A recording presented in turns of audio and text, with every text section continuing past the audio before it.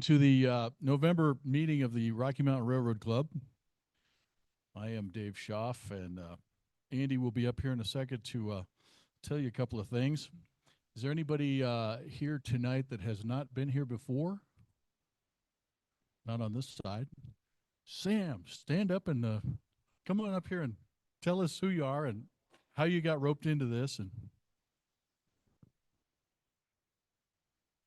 Hi all, I'm Sam Kanugi. I do a lot of volunteer work out at the Colorado Railroad Museum, as well as up at Como. So Dave bullied me into being here. So glad to be here. Thank you.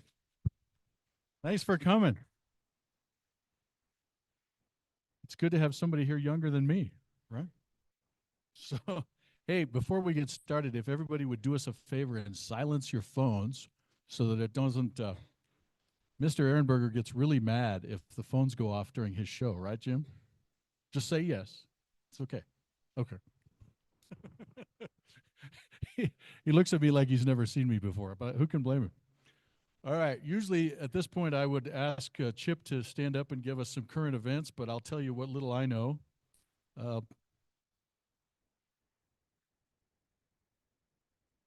Denny, I'll wait till you're done. Is that okay? No, I'm just kidding.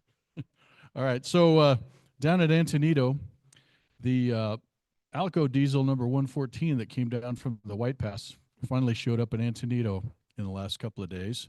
I know everybody's been up in arms about big diesels on the CNTS. The plan that I understand is that they're going to keep it in Chama and use it mostly for maintenance away. And it's a big enough diesel that if they would have a problem on the steep side of the hill there with a steam engine, that they could use it as a rescue engine. That's my understanding. So I don't think it's a big threat. I don't think they're going to dieselize the Cumbres and Toltec. San Luis Central recently, I guess, was absorbed or merged into the Colorado Pacific Rio Grande, which is that outfit that runs the lines there in the San Luis Valley that used to be Rio Grande and used to be Union Pacific. So I guess that has been absorbed. I don't know if they're still going to use the San Luis Central name or not. Yeah, Colorado Pacific Rio Grande, I believe they call it.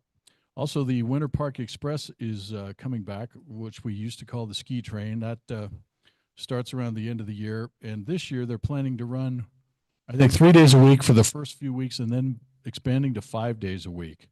And I believe that they are offering lower prices this time, and you don't have to go up and back the same day. I think there's a kids rate, that type of thing. So anyway, they're trying to expand that and get more people to ride, whether you ski or not. I think they're going to offer the option to either get off at Winter Park or Fraser for the people that don't want to ski, or maybe they want to go to the Tubing Hill, that type of thing. Polar Express has started out at the Railroad Museum in Golden. That's their biggest fundraiser each year, so that's good to see that that is close to selling out most of the time. If you wanted to ride it, I think there are some seats available, but it's pretty well filled. It's just about membership renewal time. Did you want to talk about that, Andy, or do you want me to say something? Here he comes. Okay, I've got a few fires out online. We'll see if it behaves tonight.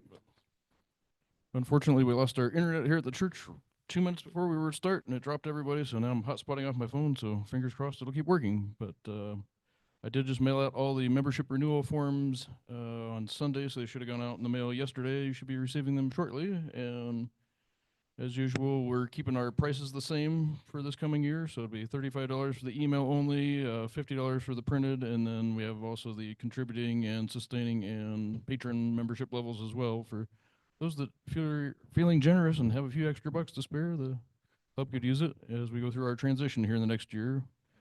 Along those lines, if you know somebody that's not a member and they show up at a meeting and they join, we will give you one of these history books, Sam, just in case you're interested. So there's an incentive, and we have free candy. So sorry. Yep, and we do still have the PayPal option available online on our website to renew with. Otherwise, you can mail in a check or Keith's here at meetings. And We will also be having, we'll also be having our club election for officers next month. In our rail report for this month, I did send out a little column on who the people are that will be nominated for this coming year. Many of us board members will be returning. My 3 years as president, there's a cap on that, so I will be stepping down, and we have Dave Goss has graciously volunteered to run for that position for being president next year, so he's on the nominating slate. And so, yep. I'm going to put my glasses on so I can see I'm getting older here. All right, so for officers, we will have Dave Goss for president, Dave Shaw for vice president, Keith Jensen returning as treasurer, Steve Supper returning as secretary.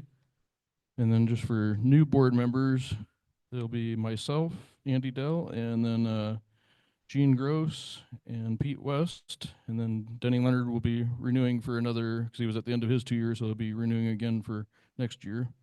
And then we'll have returning board members that'll be on their second year of a 2-year term, and that'll be Jim Ehernberger, Andrew Ludacy, Debbie McDonald, Kirk Thode, and Nathan Zockman from Kansas.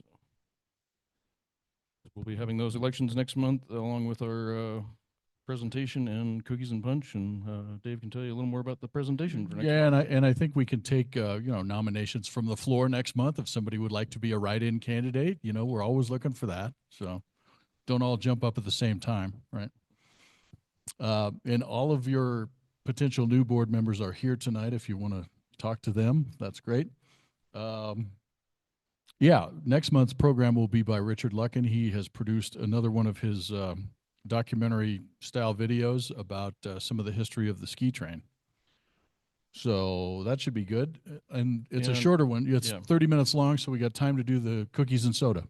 And in light of that, we will not be broadcasting on Zoom or YouTube next month due to copyright concerns with his program, since he does have agreements with PBS and a few other local things, and they wouldn't allow live broadcasts. So we will not be broadcasting next month. We appreciate him coming down and giving us a show there. I guess if nobody else has any other announcements, I can announce our presenter for the evening. Do you want to speak from there, Jim, or do you want to come up here? What do you want to do?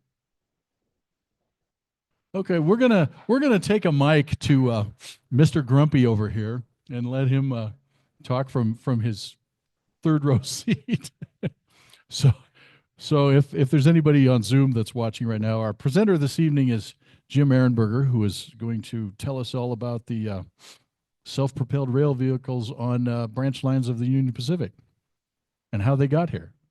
Right? Okay. He may come up here. You may get to see him. Let me see. Andy, do we have some people watching on Zoom? I want to be in a position that you can see me. Yeah, come on over here. Then the camera can see you for those folks playing along at home. Not everybody is in the studio audience here. I'll probably break the camera. No, it's wide enough that I can dilute the break. Thank you very much, Dave, and Andy, and raise that up just a little, so and everyone here. It's a real pleasure coming to the club meeting. This is the first meeting I've attended here since long before COVID. So I know that changed our lives considerably everywhere. And so it's real nice to be back.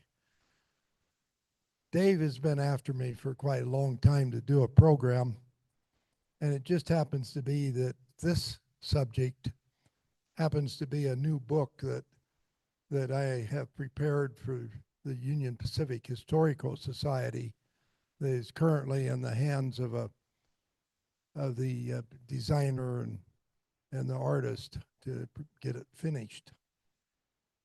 We probably won't see it until sometime next year, I know. But it's only been in the mill for 28 years, so I guess it's about time. This is one of many. They say perfection takes time, so it's all good. So anyway, but it's that's really how this all came about. And I have a good friend in Windsor that's my computer guru, and I had him help me line up the PowerPoint presentation. So that's what you're going to see. Now, these particular this subject is something that most of you probably did not even know existed. But back in 1905, the Union Pacific was the first railroad to develop a self-propelled gasoline vehicle, a one-unit, single unit that could operate on these low-income branch lines. There's a lot of little branch lines that was out in the sticks. They didn't have many passengers, but they had a mail contract, and a lot of them also had express, like milk and cream was a big business in those days. So this was necessary, but it was also necessary to cut the expenses. And that's what the purpose was of the motor car. And the motor car started in 1905, and the last one operated in Kansas in 1958. So over 50 years of operation on the Union Pacific, they had these. This particular picture is a painting that I own, made by a fine artist in Los Angeles, California. And it depicts on the, on this side is a streamliner. I'm going to point toward it. The streamliner city of Salina. That was the first Union Pacific streamliner that went into service in 1934. Next to it here is the motor car 24. Number 24 was the last McKeen car the Union Pacific purchased in 1917. So between 1917 and 1934, there was a streamline era came about, and that's what the city of Salina was. But that city of Salina was very similar to the McKeen car. The McKeen car was distillate powered for fuel. Well, these streamliners was also, this one was distillate also. This is the reason why the Burlington, with their Pioneer Zephyr, was the first diesel electric, whereas this was distillate electric. So that's just a little fine line detail.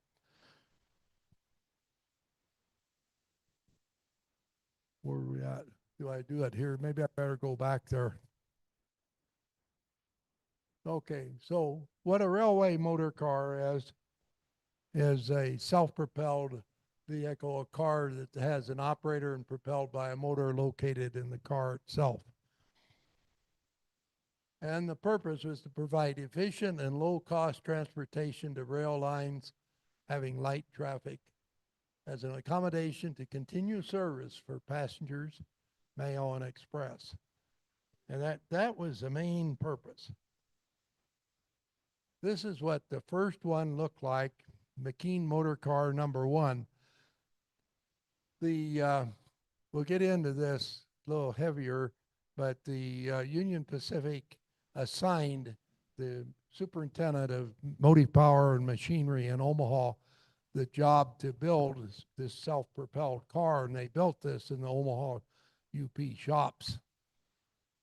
And it went into service in August of 1905 on the Kearney to Callaway branch line in Nebraska, a 65-mile run each direction, and made a round trip every day. It was 31 feet long and handled 25 passengers. This was the beginning. It was E.H. Harriman, who was a financial wizard, that promoted the design and the desire for the motor cars. In fact, Harriman also owned, with McKeen, a lot of the patents that developed these cars. Harriman was president of Union Pacific from January 1904 until September 9th, 1909, when he passed away.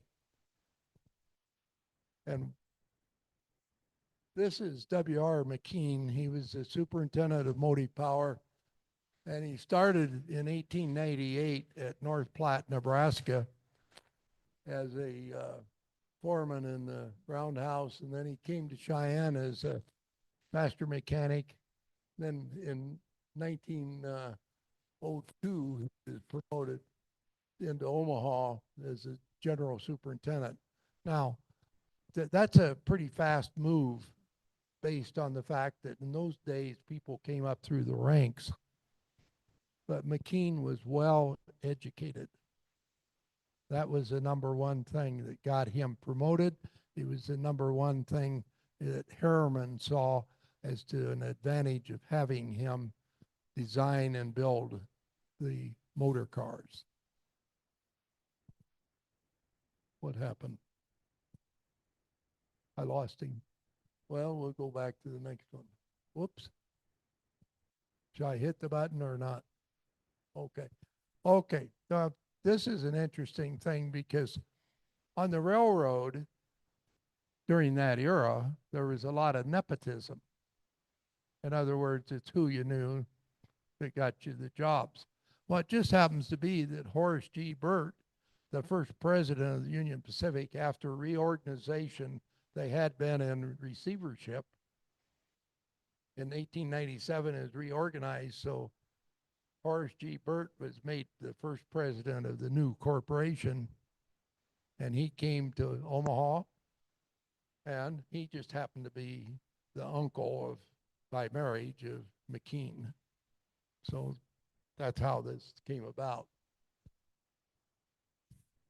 This was typical for a little branch line type train. It was a steam locomotive, and sometimes a baggage car, sometimes a baggage and a rail mail car, and one or two coaches.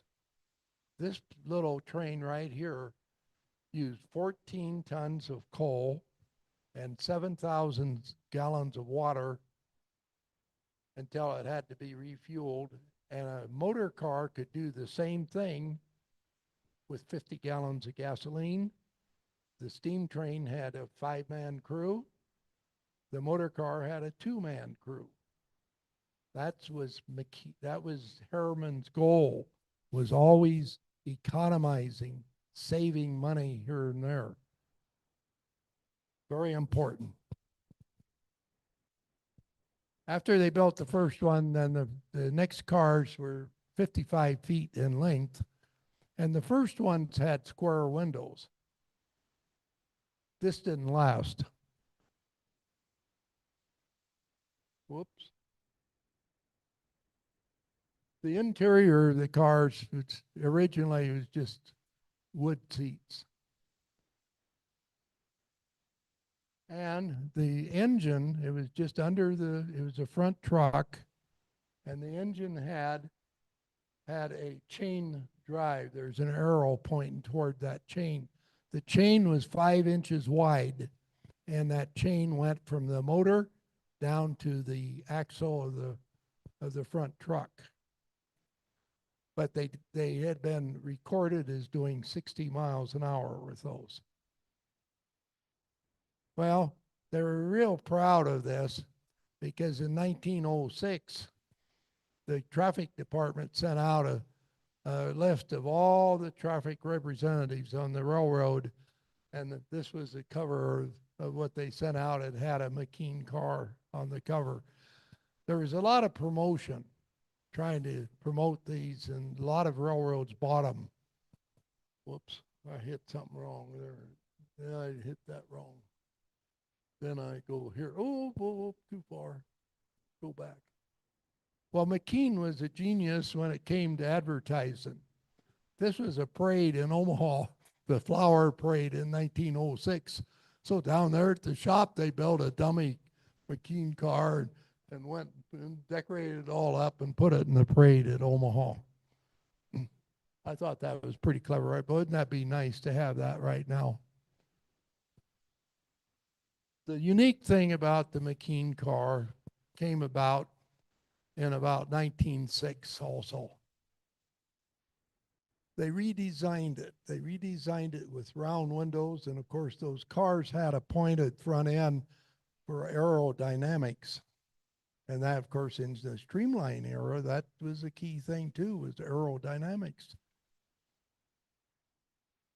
But those round windows had a meaning.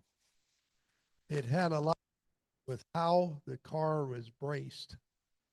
It was steel, and it had bracings in between those windows, and they could withstand some collisions pretty well with those. And that was the purpose. Whoop, I'm hitting the wrong thing again. I'm going to have to learn how to run this button. Here's another one. And these are just some simple postcards. This one is at Omaha, Nebraska, and it's advertising Omaha. They never did have one that had a name, Omaha, on it. But the postcard era, they did everything. They promoted, they just like this, and some of them were in color, and most of these were made in Germany in those days. Color printing was in Germany prior to the time it came here. And this is what the letterhead looked like for the McKeen Motor Car Company between 1908, when it was formed, and 1920, when it was dissolved. And it was pretty nice, very nice. I mean, it was high class, first class. This picture has the McKeen Motor Car Management at the factory there in Omaha. And of course, McKeen sitting in the center there. And this was the original factory. It was part of the Union Pacific shop area. And this building was a blacksmith shop. And you can tell, look at all those chimneys on that. Well, that indicated all those forges that a blacksmith shop would have had. But it was vacated, and they used it for building motor cars initially. Then a couple years later, they came up with this other building, which was a former car shop, and it was larger, and that was where they finalized the last constructions of the cars. There's a whole group of them there, 1, 2, 3, 4, 5, 6 of them sitting there. So things went well initially, but there's a problem with McKeen's thinking. We'll develop into that. Well, those little cars, especially the 55-footers that didn't have a baggage section, they had to have something to handle the mail and baggage. So they designed and built 10 of these for the railroad. Now, about 15 of them went to the Southern Pacific, but the UP had 10 of them. And there was a problem with those because the Postal Service employees complained because of the ride. It was too much like being out on rough waters on the ocean, they said. So they put a standard truck under them like this, with a standard type truck. And this was one of the last ones that operated in as late as 1950 or so out in Utah on the Malad branch.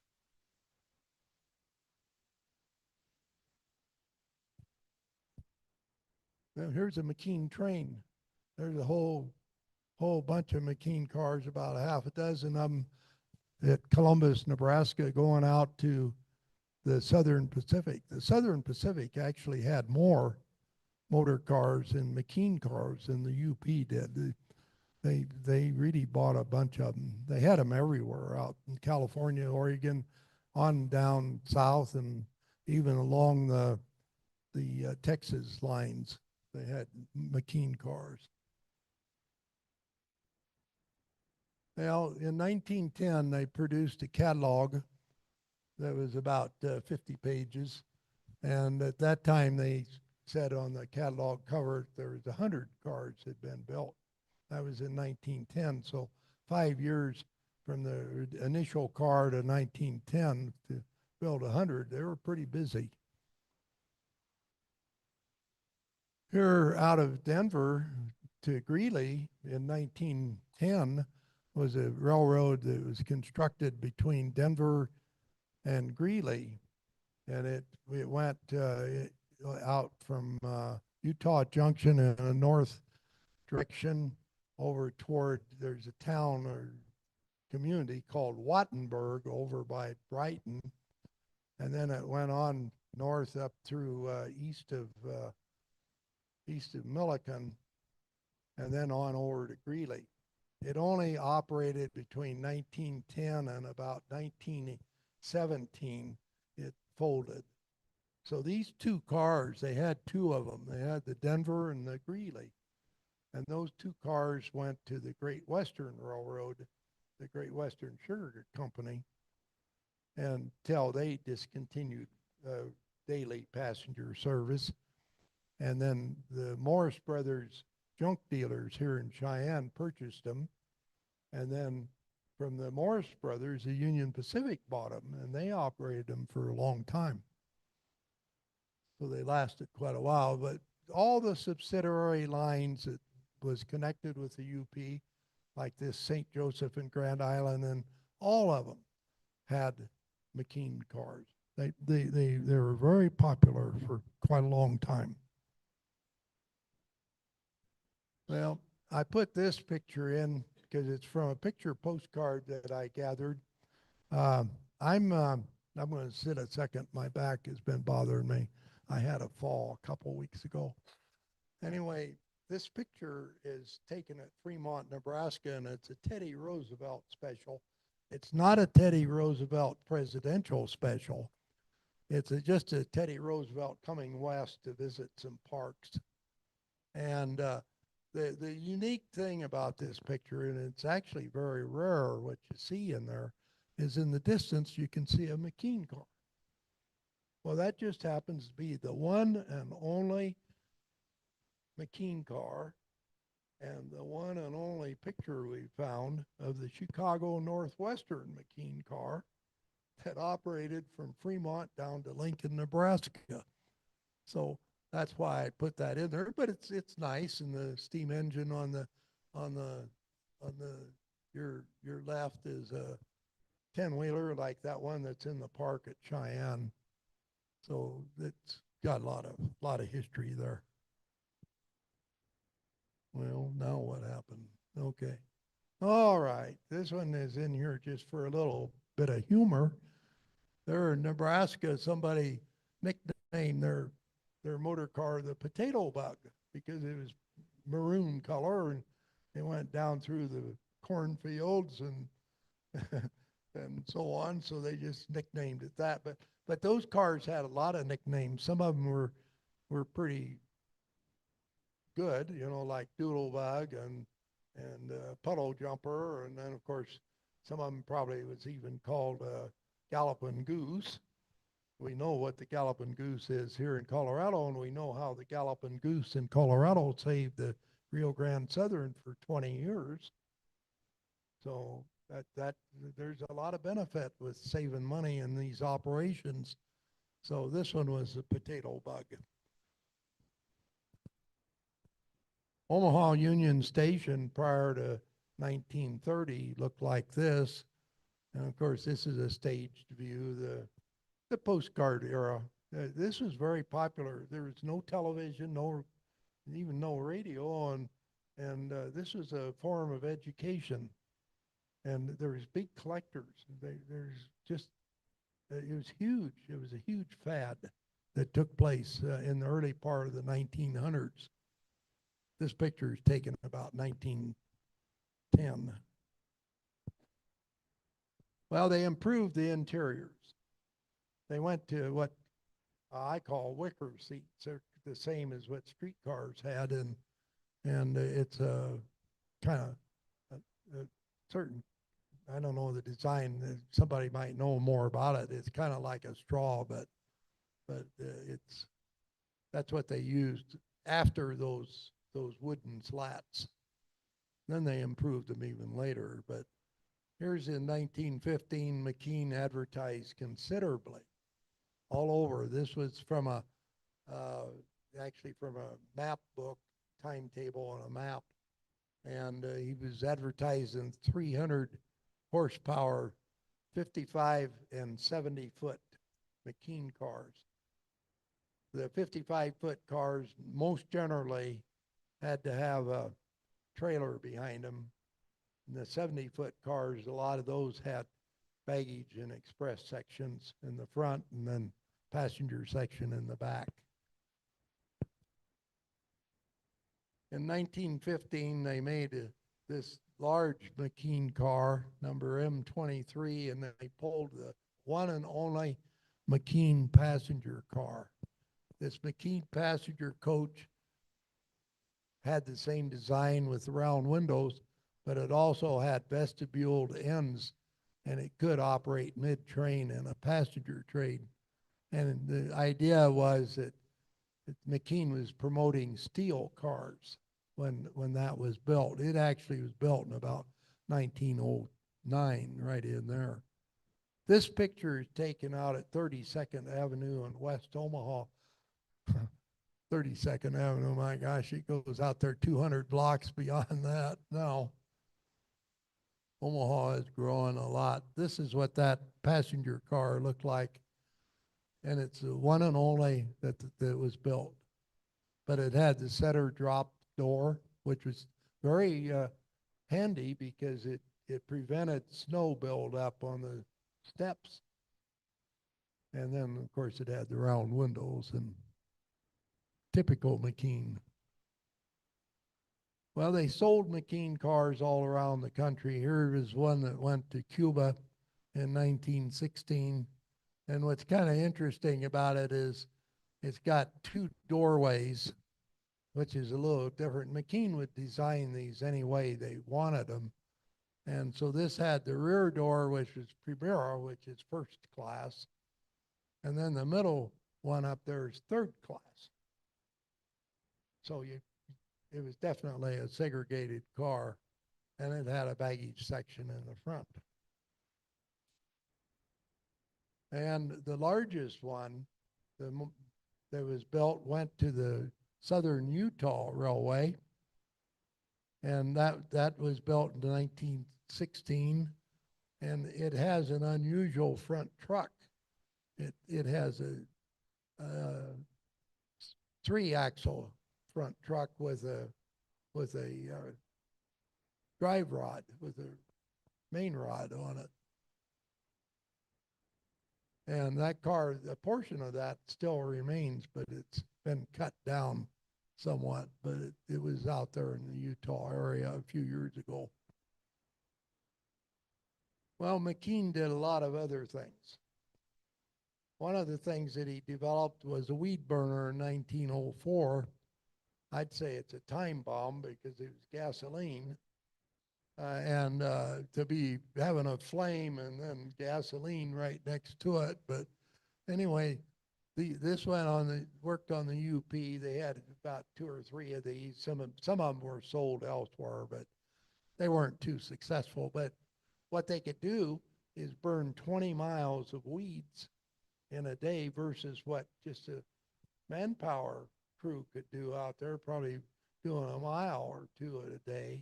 So it was a way of economizing considerably. This is a real odd one. McKeen built 2 buses, one that's named Minneapolis and one that's named St. Paul.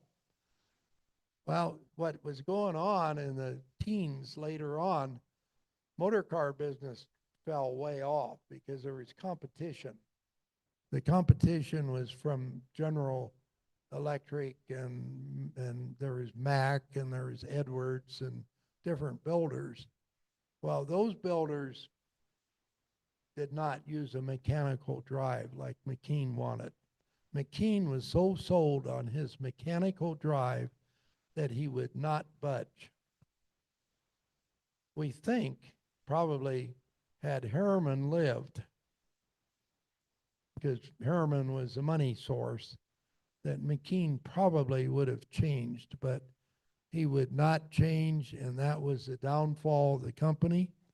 So near the end of the teens, he was looking for other sources as to what we would do to build something that could bring in revenue. So these 2 buses happened to be one of them.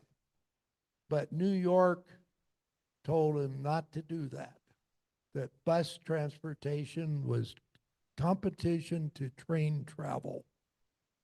So these are the only two. There was two identical. The other thing that he did, of course, this is the interior of it with the seats. Just identical McKeen with the round windows. But the other thing is, this is what the seat looked like. Now, I have to tell you a little bit about McKeen.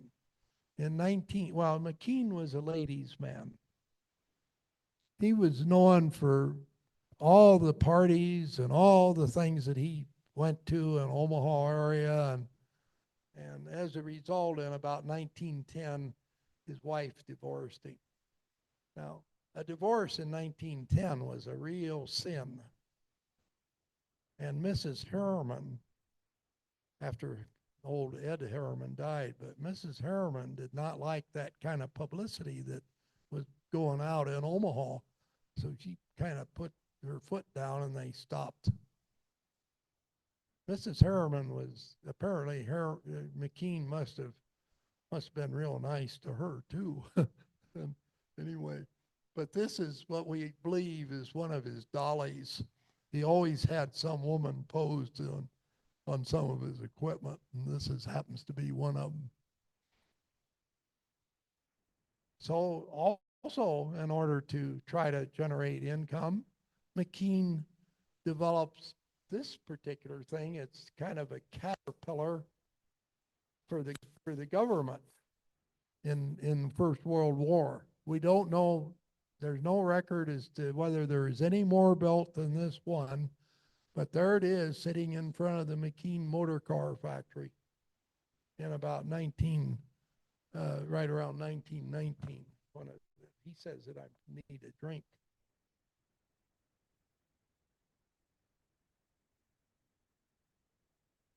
Thank you, Dave.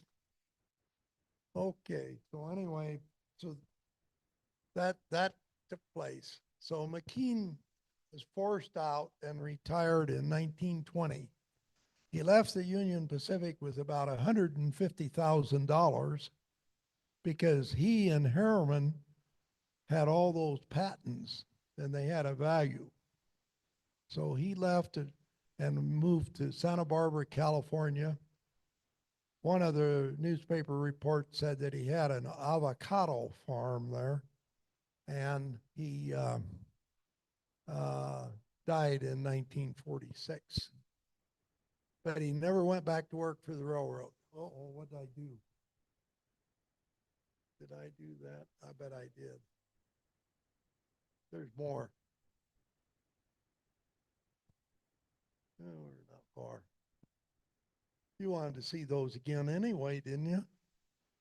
Yeah, especially the bus. I'll bet that was some ride with those hard rubber tires. No wonder it had a spring seat. Okay, I'll hit the right button. So next after that, the First World War came, and the United States Railroad Association took over, and railroads were under government control for about 2 years. And in 1920, the administration was done away with, and the railroads were turned back to the companies. New York decided to hire a new person for the president of the railroad, and his name was Carl Gray. He came January 1st, 1921, and remained for the next 16 years. And Carl Gray was, I'll say, had as much interest in development of motor car traffic on the railroad than what W.E.H. Harriman had, because he is the one who revived the motor cars during the 1920s. So they designed this first streamliner, and then of course that grew and became what we were more familiar with later. And then they started out developing these motor cars in a little different manner. This one happened to be a McKeen Car, where they had McKeen Car service the last real McKeen Car service was on the capital cities flyer between Lincoln, Nebraska and Topeka, Kansas. Started in 1935 and only operated about 2 years. But what they did is that they fixed 2 of them up special, painted them in streamliner colors, and they pulled a trailer car that was a former McKeen car that they rebuilt so that they could just make it a trailer car. And they handled that service between Lincoln and Topeka. What they did is they connected with the city of Salina at Topeka, and that ran on daily schedule, those cars. This is what the interior is, pretty nice. Had nice overstuffed plush chairs and some fancy seats up ahead for the ordinary passengers. It was kind of like a rear round-end observation car is what it was. Very nice. But then in the 1927, when Carl Gray saw that the McKeen cars needed to be upgraded, and also the railroad, he wanted to introduce more private or motor cars on branch lines. So he ordered several motor cars. There was about 20 of them built. And this is one that was built in 1927. It's at Plainville, Kansas.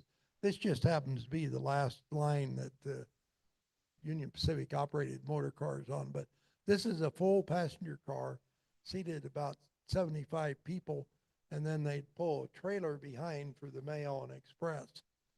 And they were powerful.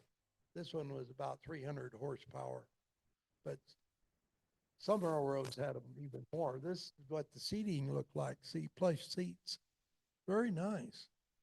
And they were very attractive and helped keep passenger business on some of these branch lines, even though the automobile age was really developing.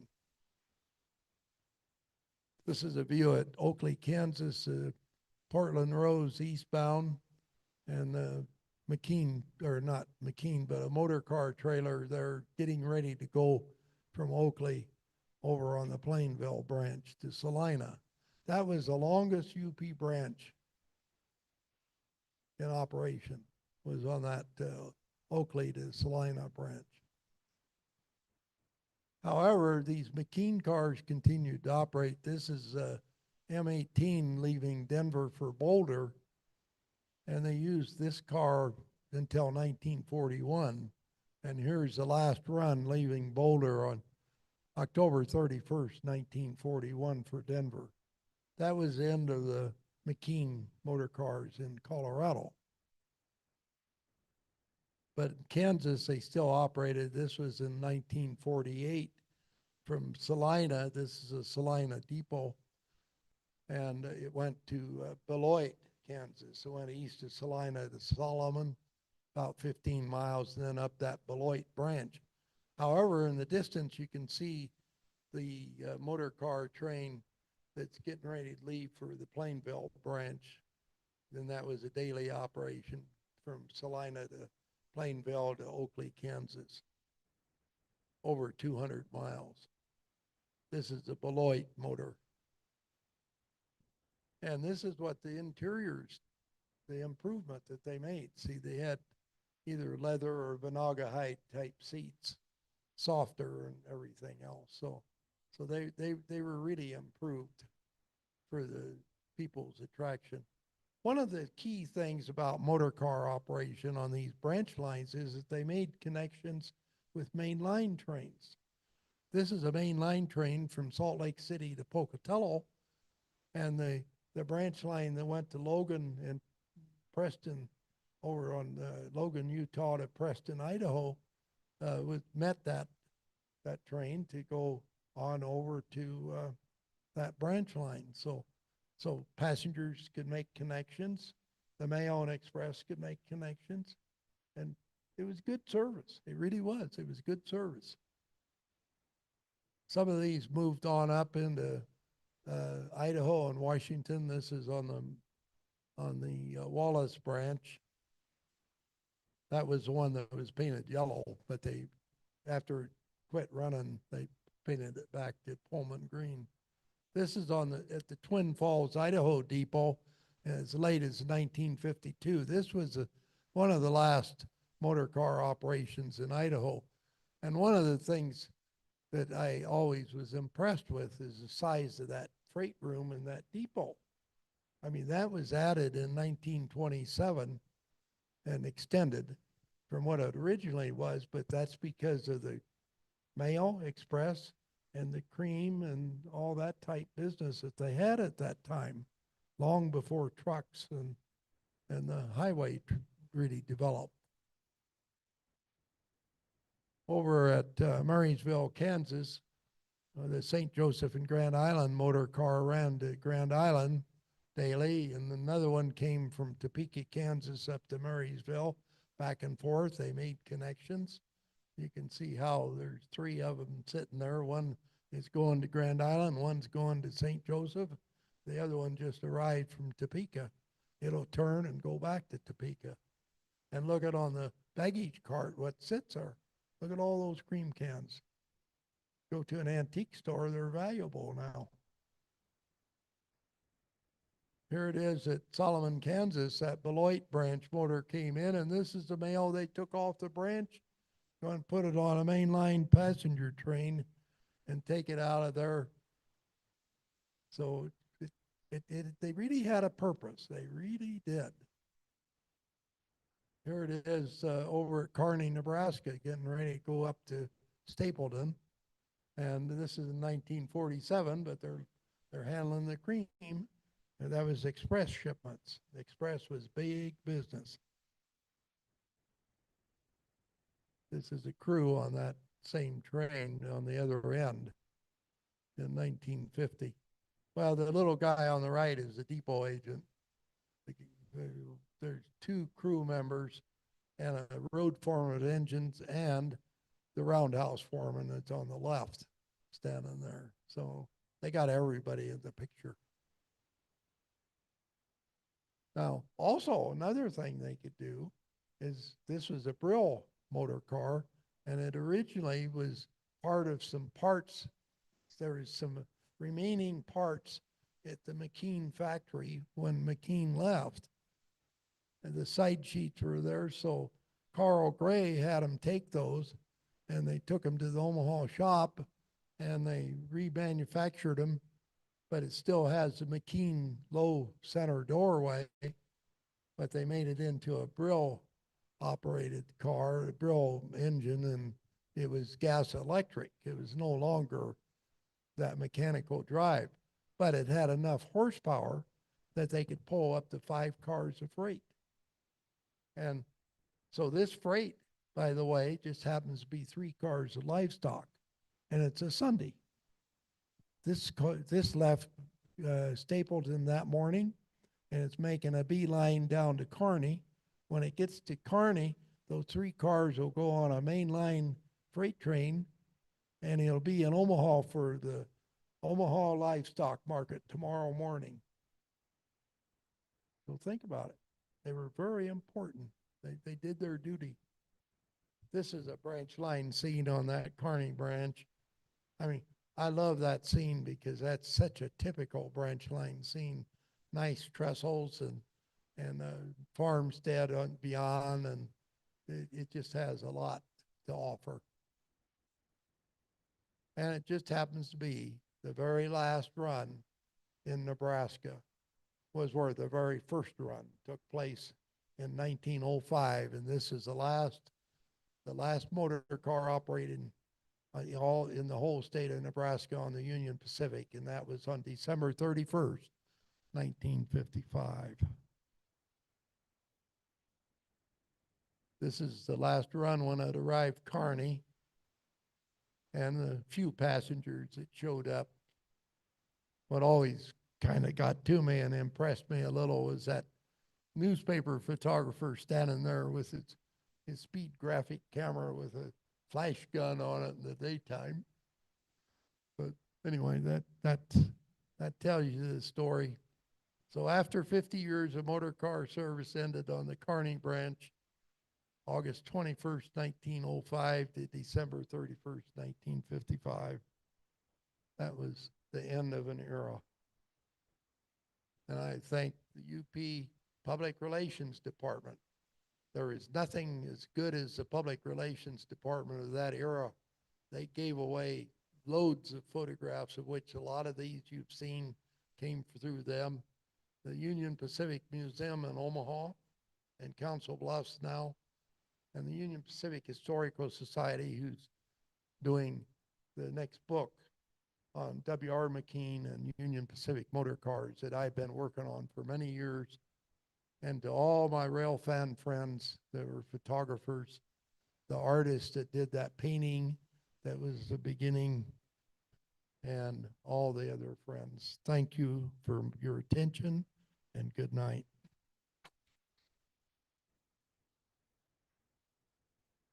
Take some questions? Will you take some questions? Well, if I take questions, you're gonna have to relay to me because I'm deaf. I'm deaf in the right ear and dumb in the left. I'll pass the mic around and then we'll pay you to take questions. So anybody have any questions for Jim? Oh, no questions, thanks. Here's one. Yeah, when they stopped running these motor cars on the branch lines, was that the end of passenger service? Did any of those lines continue with passenger service? And then the second thing was, you mentioned that some of them were sold to the Southern Pacific. So did the eastern lines, like the Pennsy and the New York Central, did they also run motor cars? Motor cars operated all over the United States. All these railroads were buying them right and left. There's nothing any better than saving money on crew costs. And they served their purpose well, because they didn't need a full steam train. They didn't need, too much passenger space, because the automobile age came into play. And so motor cars were all over. And then, of course, as some of you may recall, probably in the late 40s and in the 50s, there was another type of motor car that came about, and it was called a bud car. And those bud cars I rode on bud cars down in Cuba 15 years ago on one of the tours I made. But they also ran on the Pacific Great Eastern in Canada. And I've seen some on TV. On Monday, there's a RFD TV has a railroad show, and there's bud cars sometimes that they're showing up there in Canada. So those did replace these older motor cars. But as far as a motor car, one of those, the M35 that operated actually between Denver and Cheyenne in the 1930s with a trailer behind. That M35 is the only Union Pacific EMC, Electromotive Corporation motor car that has been preserved, and it's at Union, Illinois, and they hope to restore it. But also, with that motor car in Cheyenne in 1935, Otto Perry, thank goodness, took a picture of it. They had one of those little short trailers behind it.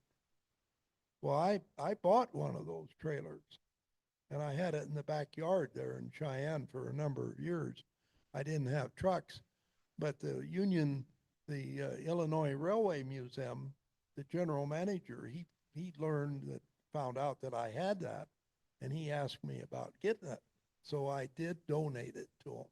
And so the trailer is actually now at Union, Illinois, that they hope to restore. If they, it takes money. That's all. Anyway, they hope to restore it, and they'll have the pair, the M35, and then that trailer car will be a matching pair like it used to be. Now, as far as a McKeen car, there is one that's been restored at Carson City, Nevada. It's the old Virginian Truckee.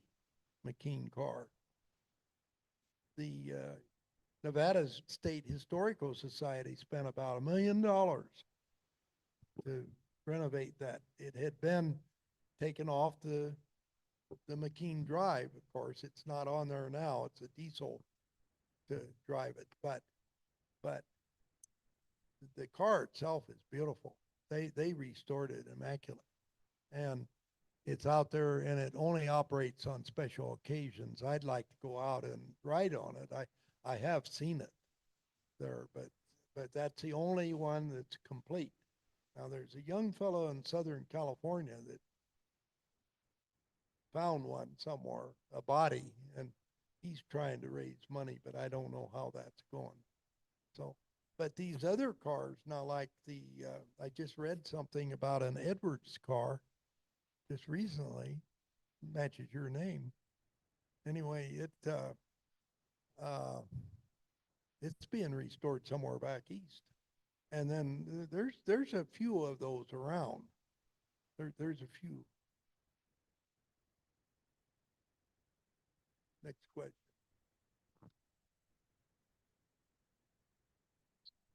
Hey, real quick, what is the difference between distillate and diesel? Is distillate kerosene, or what's the story there? And then the second question is, what's the drive mechanism on a McKeen versus a diesel electric drive? How are those different? Well, this is the thing that the UP did when they had these McKeen cars in the early days. They did, the Union Pacific has always been pretty well advanced in stuff in their development of things. And even in the teens, the Union Pacific started out with these, those McKeen cars originally was gasoline, but they always looked for cheaper fuel, and distillate was cheaper. There's also other things that they did. They even used on some of them propane at one time, or butane, or one of those types of gas, but that could only be handled where they could refuel, because propane and some of that until later years didn't have much of it. Now, heck, they got it all over the country for farmers and different ones. But the UP did experiment with different things. But see, McKeen was so stubborn that he would not give up that mechanical drive, which actually was a pain in the neck for the motorman, of which they had rosters. They had a motorman's roster separate from engineman. That was a battle too when the streamliners came about, that the labor unions of the enginemen fought to keep those streamliners on their roster, and the motorman lost out. But that's another story. But the thing is, this diesel electric or gas electric and so on, when they went to the distillate electric or whatever they were using, propane or whatever,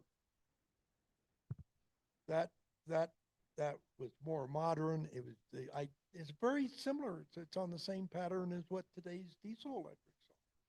You had traction motor, and you had a generator generating electricity. That's how, it's pretty simple. And General Electric came out with their first gas electric, is what they originally were.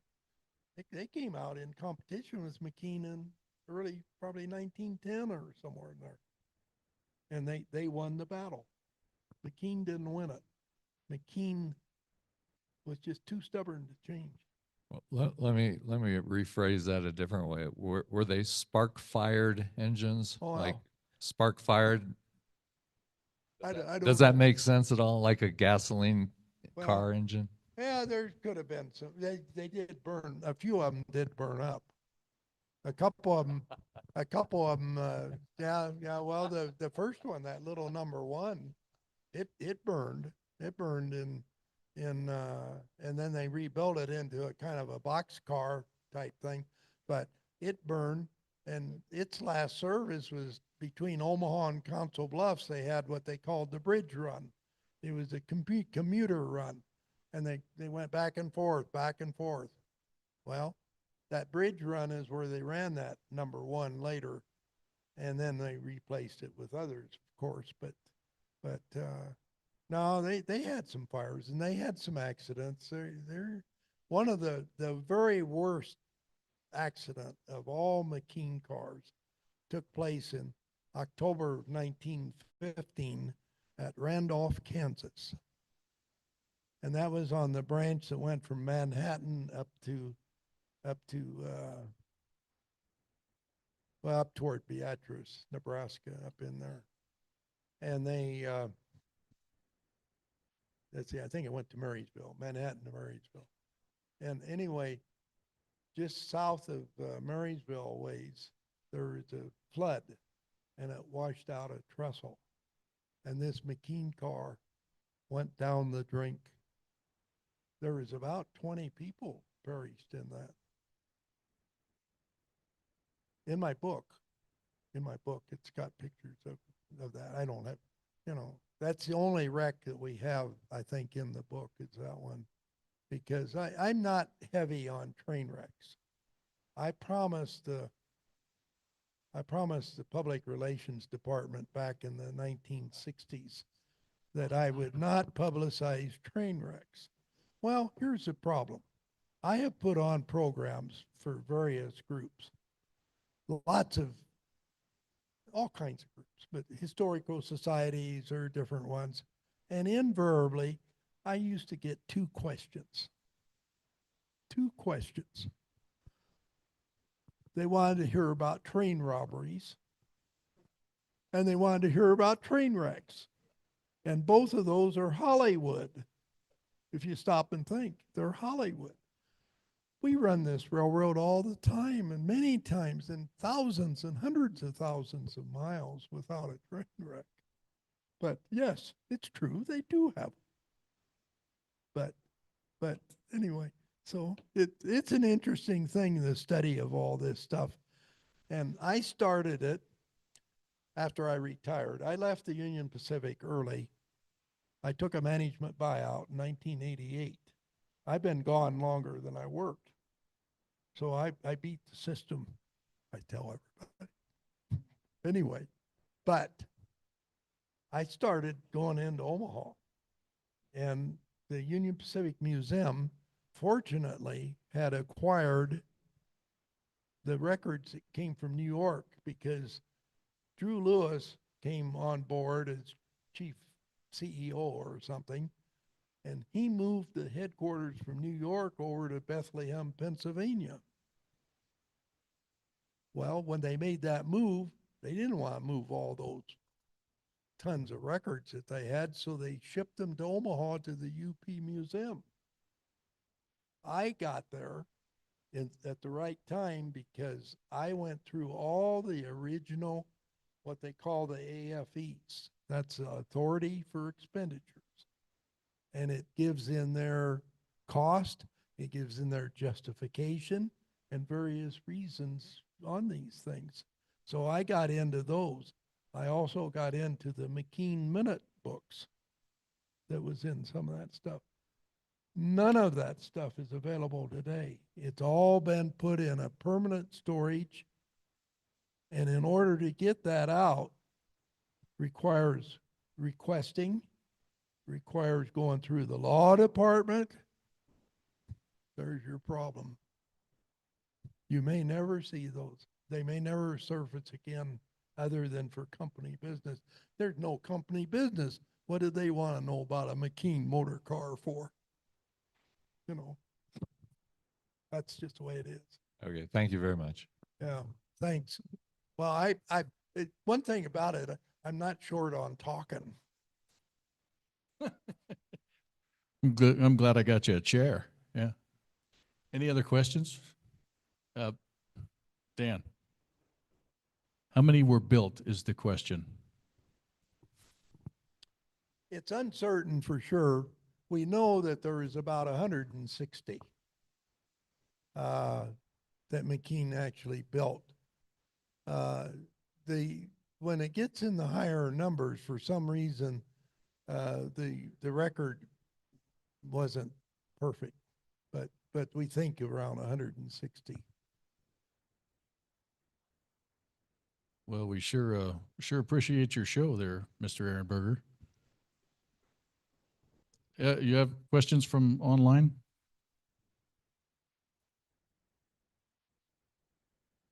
Well, thanks again, and it's fun coming down here. I'll tell you, I miss coming to the Railroad Club meetings. I started coming to Railroad Club meetings over 71 years ago. I used to bring the Union Pacific train down. They had a local that left at 2:45 in the afternoon, and I'd get on that local, and it arrived here at 5:15. 2.5 hours, and it made, gee whiz, a dozen station stops. But boy, did that Pacific engine, it scorched the ballast, I'll tell you, in between stations. It really got up and ran. I would get off at Union Station. I don't even remember eating, but, you know, as a 15, 16-year-old, I walked up 17th Street, and I was always told about how dangerous Larimer Street was. Well, Larimer Street was an experience in those days. You could walk by there and you could look in, and they served wine. They had these jugs on top of things, and they'd push a button and they'd serve wine for probably a nickel or a dime, maybe a glass. But the one thing that I'll never forget, there was a couple guys had a fight, and I saw this one guy that had blood running from this ear and this ear down. They're on Larimer. I never forgot that. If we got a minute, we have another visitor that we don't see very often, and we come on up, Ed, if you would. Ed brought the big boy through Denver a few weeks ago, and maybe he can tell us a little bit about his lengthy journey. Ed Dickens, ladies and gentlemen. Well, thank you, Dave, and thank you, Jim. I've known Jim for quite a while. I met him the year he retired. He was very good friends with my best friend and mentor, Ed Gerlitz, and many of you know Ed. And Ed was the one that got me started in steam railroading. So as Dave mentioned, we just got back from a just under 7,000 mile tour with the 4014. We traveled 2 trips this year, and I'm really privileged to do this, as all of us are. You know, as I talked to many of you tonight, and they don't have to do this. You know, the railroad doesn't have to do any of this, and we're just very fortunate. We're blessed that they do. It's been a really interesting journey for me. I've been with the steam group in Cheyenne for right at 20 years now, and just in a lot of exciting times and a lot of work that we've done to get to this point. Fixing the shop and doing everything that we need to do. I don't know anybody in Nashville, Tennessee. Aren't these smartphones amazing? You get all kinds of scam calls. I've had the same phone number, the same company phone number for 20 years. So my company phone number has been the same forever, but I digress. So it's just a delightful opportunity that we have to do this, and so many interesting stories with my own eyes I was sharing with my friends, Tom Klinger and Gene Gross and Bob Fremmel. And with my own eyes, I've seen millions of people coming to see the big boy. And it's just fascinating. It's emotional, really. When you pull into any city, and it's you really can't predict where the big crowds are going to be. You know, the big cities are really going to turn out. But there's places we go where there's just thousands upon thousands of people, so many, in fact, that we have to stop the train. There's been a few times, and we plan that, or at least I do. the crowds are so big, they overwhelm what law enforcement may be present there.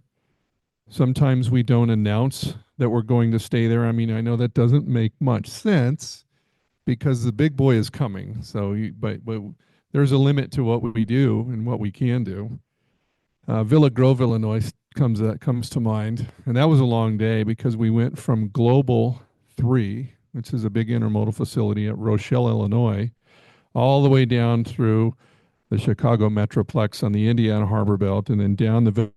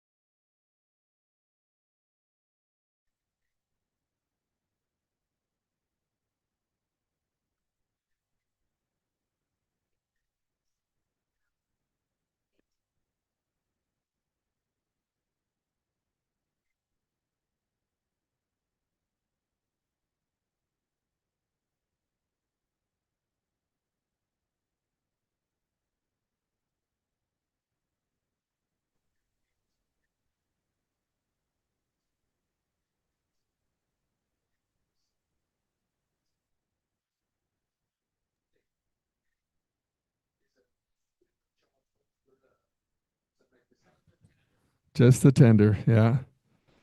And but it had operated for from 81 until 2010, and it needed a rebuilding, very significant rebuilding.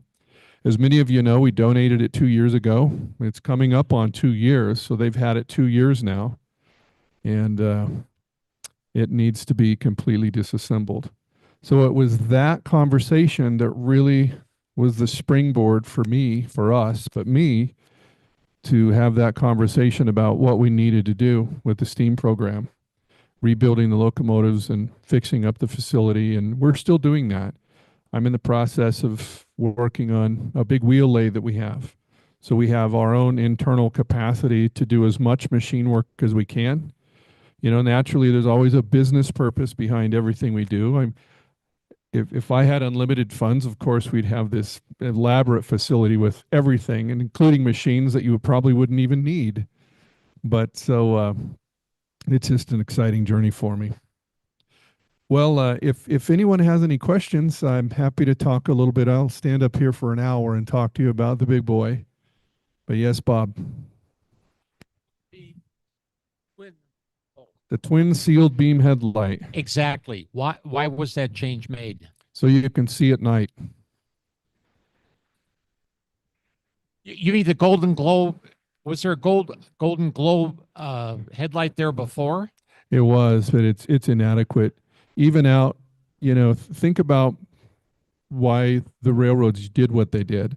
The railroads back east, where there was a lot of light pollution, I think that's the proper term for that. A lot of background lighting that interferes with an engineer's ability to see the track ahead. That small 200-watt light bulb, and it's a very small light bulb, and it's a really beautiful headlight, that nice reflector. That headlight actually is off the 3985. And it's just inadequate. And when we were coming back through in 2021, we were a little bit late getting into Kansas City. And I tell you what, there's nothing more hair-raising than running a steam locomotive on other people's. It's our railroad, it's our network. And I've been through Kansas City a lot, but you can't remember every detail. And from an operational standpoint, you know, we're having to operate the locomotive in that particular scenario prepared to stop. So you're looking for a red signal and another red signal and another red signal. And that's very unsettling. And the crew that's with me, the pilot crew, they've never really been there. So I'm literally on my own. And that's the case in many places I operate the locomotive.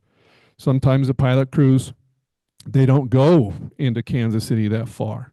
So that was really the thing. And there was a few other night operations that I said, we're gonna fix that. And that actual unit there is designed for a steam locomotive. It's designed to fit that headlight. As I mentioned, the Eastern railroads, they all went to that design. It's a, you know, that's a lot of power on those. It's about 800 watts of illumination. And that's right at the capacity of a dynamo. So we have a dynamo that provides nothing but power to that headlight. There's two things. I want us to be seen by people. It's extremely bright. They're 32 volt bulbs. They're commercially available. All locomotives have them. We've got a newer set that some of the modern engines use a 74 volt version. They're brighter yet. Just kind of a quick aside. I've always been fascinated with headlights. When I was a kid, I had a bike, a paper bike, and it had a little generator on the tire. And so there's just something about that. And from the beginning, you know, I love the nostalgia and I like keeping the equipment original, but there's a practical side of making it functional. So that's two things. A little bit of a long answer, but we got to be able to see at night. And I may even put ditch lights on it, but only for night operations. Because even that headlight, it's up high enough that it doesn't really illuminate as much as you think it would. And we've been coming through a few times. You know, we came into Denver, you know, got dark on us, and that was kind of part of our plan. Long day coming from Sharon Springs. But you got to be able to see it. And I kind of think it looks cool. Yeah, it is bright. When we have it, I actually stood out and we tested it a few times, and you know, I'm like, wow, that thing is bright. I was excited about it. I saw the photos of the PTC that's in there. How much can that actually control the locomotive? Well, PTC controls the air brakes, and PTC controls me, controls the engineer. I've come to really enjoy PTC and embrace it. And for those of you that don't know what that is, it's positive train control, and it's a requirement by our legislature that all trains and under certain specific conditions have that. And it's a safety control feature that I will tell you lives up to that investment. And it's a very significant investment all railroads had to make. And we tested it extensively to determine if there was a path to make it work. And I personally, it comes down to these decisions in the position that I'm in, that I always wanted to equip it. I never once considered looking for some waiver or some exemption. I don't really feel that's the proper thing. This locomotive needs to be equipped with everything that all other locomotives have. And so we originally tested it via another locomotive. So we would cable all of the computer information via an Ethernet cable, same kind of cables you'd have on your computer. And that would project the information to the unit in the cab called a cab display unit, which in itself is a microprocessor. It's a lot of computer gear. And, but long story short, we've determined that it works well. We had a special software modification that they made to allow it to work. And we've evolved to the point to where we don't even need that anymore. So we've equipped everything on the locomotive just like any other conventional engine. And the system and the software and the railroad, from an interface standpoint, doesn't even know it's a steam locomotive. Has all the same functionality. But to specifically answer your question, it controls the air brakes. So what it will do, and it has a very complex computing ability to determine all of the physical characteristics of the train. The big boy is 605 tons. That's 3 conventional locomotives. Each water car represents essentially another 200 tons. So we've got, if we have a diesel engine with us, which we do frequently, you've got 1,200 tons of locomotive up there and just a few passenger cars. So the system needs to understand that so we can predict what it's going to take to stop you. And what that means is just the stopping distance. And we've tested it extensively, and it works very well.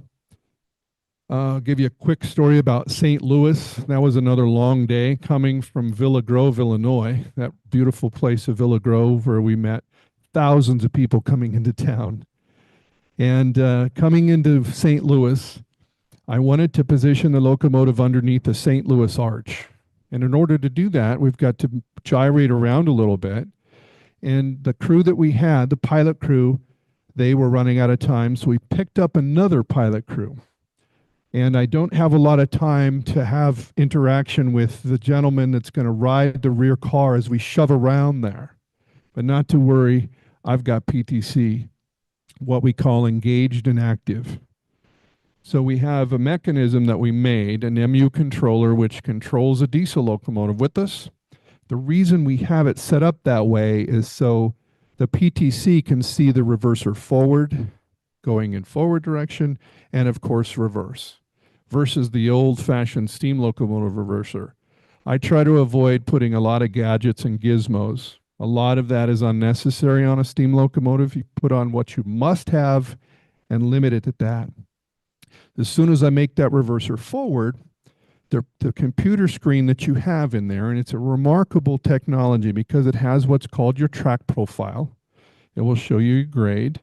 It even shows little lines and curves, shows you the miles, shows you the track you're on, and it shows you that you've got signal indications, a proceed indication, meaning that's your authority to go. Well, if I've got somebody in that scenario, we haven't had a lot of time to get to know each other. I'm just going to tell you, I don't trust him. I don't know you. I don't know if you've been around the railroad a long time. You tell me we're good for 5 cars and it's 3 cars, or it's 1 car, or you're looking at the wrong signal and you back me through a red signal and now we're all fired. Well, PTC eliminates all of that. So I can just relax, my blood pressure's down, and you just back that big steam locomotive in that train right around this 13-degree curve on this elevated structure through this tunnel, and next thing you know, you're parked right next to the St. Louis Arch. That's PTC. There's a lot of places where the PTC is not engaged. For example, coming across the KP, the Kansas Pacific, from Topeka, Salina, all the way across. So you use it for what we call EC. That means electronic conveyance. So the paperwork, your authority, all of that will come via EC. So it's a fascinating layer of safety, lots of information. It is a little bit of a distraction. The way that I've put it in the cab, it's actually right next to us. It's too hot in the cab to have it anywhere else, so we've got it on a little pivot that will swing over, and it beeps at you. And so I'm like Jim, I was a machine gunner in the military, so I'm a little bit hard of hearing. So I'm always listening for that little beep, because sometimes it will be telling you and you have to acknowledge it within a few seconds or it will apply the brakes. And that's how it stops the train. Yes. Yeah, I don't know anything about UP financial performance and the corporate hierarchy. And I realize, of course, you're an employee of the railroad, but, looking ahead next decade, past your term of service, can you say anything about, this program? Is it going to continue, or what is your, are you confident? Maybe you can't say, but I'm just curious as to whether this program, for the next decade is going to continue. What's your view on that? Well, I think that question's been asked ever since November 1960, when this very club started, for all intents and purposes. Jim, am I correct in saying this? The Rocky Mountain Railroad Club was the club that got the ball rolling, and with the 844 in November of 1960. And every year, it's a question, I'm sure, since I've been in this role, it's a question I get asked all the time. And one of the first things I said is they don't have to do this. They do it because they see the value. The big boy is a fabulous ambassador of what the railroad used to be and what the railroad is today. The big boy was built to do what we're doing today. It's, we get caught up in change. Nobody likes change. We get new locomotives and they're more powerful, they're computerized. We're moving toward technology, autonomous locomotives. It's going to take some time for that to work its way through. Aircrafts fly on autopilot. We're sending space vehicles and they're coming back down, if you're familiar with SpaceX.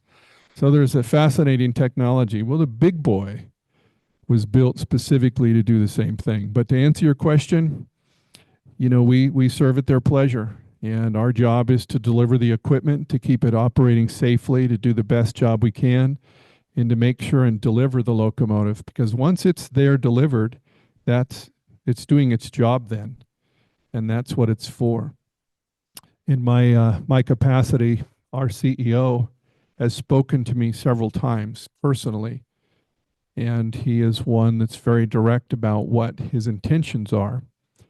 And I appreciate that. And his intentions are that we operate the locomotive as much as we did this year. We typically don't run. We were in the field over 80 some days. But that's a testament to what the locomotive delivers.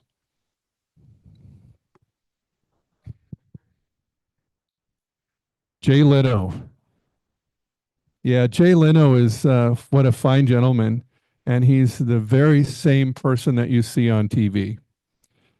And just very warm and engaging and really enthusiastic and interested in the locomotive. We spent a lot of time, and most of what you see there was all done on the first take. And it was very fun. We had been working on that for kind of a short period of time, really. And so I made sure and kept the locomotive steamed up that day. We had to travel the following day to Boone, Iowa, a little bit of a long run. And so we needed to get to the hotel, but we kept the locomotive under steam with the fire in it. It's always under steam since, once we leave home. But it was great time with him. He enjoyed it, had lots of good questions about it, was really interested in it, and could really relate to it. And was just amazed, like so many people, amazed at the fact that the Union Pacific is doing this. Here's this 600-ton locomotive sitting there, restored, beautiful, clean, and you can go up and look at all these nice new parts. And there it is, and everything's functioning on it, and dynamos are running, a fancy new headlight, all of these things. And I think that probably more than anything impressed him, because he commented about that. He goes, I can't believe they do this. Yeah. Yeah.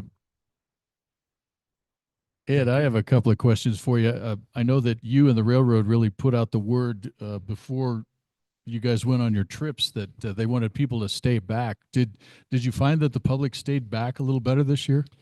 Yeah, fortunately it's been trending.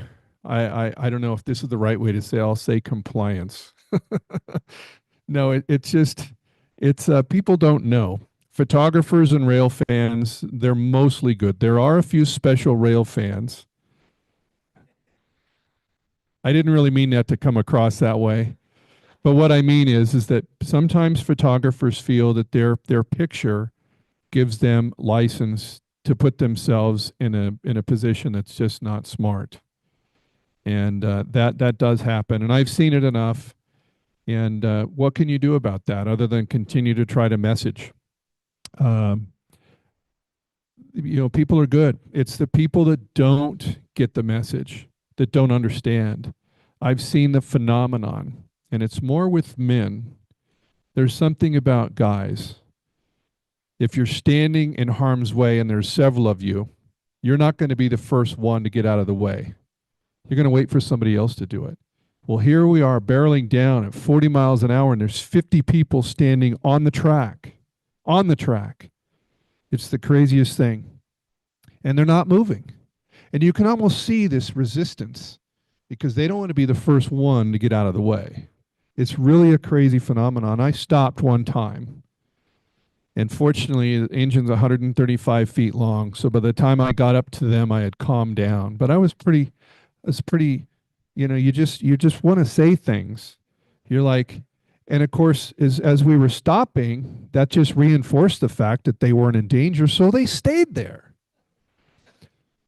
And one person had this bright idea. They had a roll of scotch tape. And they were scotch taping coins to the rail. And that was a good idea. And everybody kept breaking from the crowd and take the scotch tape and tape their pennies down. And here, let me do it, and let me do it. And pretty soon, you got all these people running out doing all this stuff. And I just make the decision, and I've done this several times. I'm just going to stop. If I see someone put a camera in the middle of the rail or something like that, or really, I don't do that as much. But, you want to make sure that people understand just how serious it is. And luckily, by the time I got up to them, I try never to use any profanity. But I was upset, and I took my boot and I started to scrape all the tape off the rail. And everybody's got their cell phone filming me. And I just figured that's just not going to look good.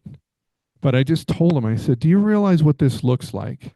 We're coming at you at 40 miles an hour, and you're standing on the track.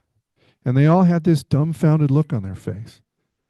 Yeah, and it was really funny. There was a local politician in the cab, and he was live streaming, and so I made sure that he wasn't live streaming some of the things I had to say. I was very professional, but we were just looking out the window, just thinking. Luckily, it doesn't happen a lot. But to answer your question, Dave, people are doing really good, and they're getting the message out and telling people that you got to stay back 25 feet. Your video will not be worth anything. Your pictures, there's millions of videos that we ought to make a YouTube. Dan, I think you should make a YouTube channel. Everybody, or a Facebook group. This is where you put your really bad videos and your bad pictures of the big boy. What kind of picture you're going to get? So, enough on that one. So, on a lighter note, when the Challenger and the 5511 get put back together there in Silvis, Illinois, I'm hoping and guessing that you guys maybe get the chance to go try them out. No, we don't have any discussions along those lines. Like I said, they've had them 2 years now, and they're theirs. For any locomotive to operate on the UP, they'd have to be rebuilt, just like we rebuilt the 844 and the 4014. They got to be done right. The boilers have to be correctly. Everything's got to be right. But, it's a long ways down the road. A lot can happen. But, we're not in any way connected to that group at all. Yeah, no, I didn't think they would probably come back to the UP. I just thought maybe you and some of the guys would get to maybe go run them back and forth a little bit on their line or something. We haven't really even thought about any of that.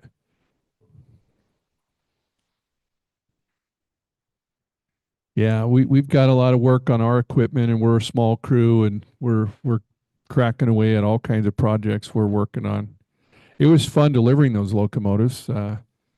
It's like I said, it's nearly 2 years ago, and I had a really close brush with death. I've never really told this story, but I was overcome by carbon monoxide, and I nearly died, and had to be taken off the train on a stretcher. And so yeah, that was a cold trip. The crew, I got out of the hospital at 6 a.m. They weren't going to release me, and I obviously wasn't thinking very clearly, but I told them to release me anyway. The sheriff gave me a ride back to the train. Well, they had parked the train for the night, and I don't know what they were going to do because we needed to start going. We needed to leave, and I showed up, and nothing was really going on. And so I got in the car, and everybody looked at me. They didn't say anything. They just looked at me, and I started, let's do this. Let's come on. We got to do this, got to do that. And Kurt was sleeping on the helper engine, and Ted called him on the radio and said, Ed's back. He goes, you're not going to believe this. Ed's back. But anyway, that was one for the books. It was a lot of fun, except for that incident. But it was something I actually looked forward to when we started talking about it. I did not want to see the equipment donated. That's just my personal opinion. But when the decision was made, I'm going to stand behind it and do what we need to do to make everything, because that's my responsibility to deliver the equipment. And that's what we did. And we were only 80 minutes late. After all said and done, they had a big fundraiser. And there's a lot of fundraising in that organization. And the locomotives rolled into the house, as they were getting ready for their fundraising dinner. That was fun for all of us. We have any more questions here in the house? Andy, is there anybody on Zoom that's looking to get in, or? Well, I guess if there's no more questions, we thank you for your time, Ed. Well, thank you, everybody. Ed was our unscheduled bonus guest. Yeah. Oh, Ed gave us a few stickers. I don't know if we have enough for everybody, but we can hand them out as far as we'll go, I guess. So please don't take more than